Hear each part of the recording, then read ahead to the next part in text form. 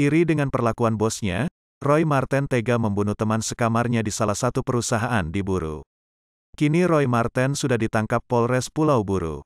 Diketahui, pelaku menghabisi korban berinisial APW, 39, di lokasi kamp karyawan PT HTWWI yang notabene merupakan sesama rekan kerja di perusahaan tersebut.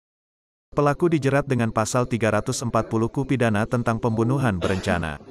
Ancaman 20 tahun penjara dengan ancaman hukuman maksimalnya adalah pidana mati karena menghilangkan nyawa, kata Kasat Reskrim Polres Pulau Buru, Ibtu Aditya Bambang Sundawa dalam konferensi pers, Minggu, tanggal 14 Mei tahun 2023. Penangkapan dan penahanan tersangka dilakukan berdasarkan laporan masyarakat bahwa telah ditemukan mayat di dalam kamar karyawan Camp PT HTWWI Desa Parbulu, Kecamatan Waelata, Kabupaten Buru, pada hari Rabu, tanggal 10 Mei tahun 2023.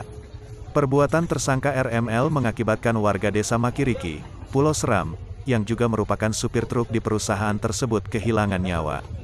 Kemudian tim Satreskrim didampingi Kapolsek Waepau, Pulau Buru dalam waktu 1x24 jam melakukan penyelidikan dan penangkapan terhadap terduga pelaku Roy Marten. Menurut Kasat Reskrim, kronologi awal kejadian kasus tindak pidana pembunuhan ini terjadi di dalam kamar karyawan Camp PT HTIWWI Desa Parbulu, Kecamatan Waelata, Pulau Buru. Tersangka melakukan aksinya karena alasan iri hati terhadap korban yang juga merupakan teman sekamar di kamp perusahaan, ujarnya. Setelah menghilangkan nyawa korban APW, tersangka kemudian beraktivitas seperti biasa di lingkungan perusahaan. Kemudian pada sore hari tersangka kembali ke kamar dan menyalakan lampu lantas ia berpura-pura membangunkan korban yang sudah meninggal.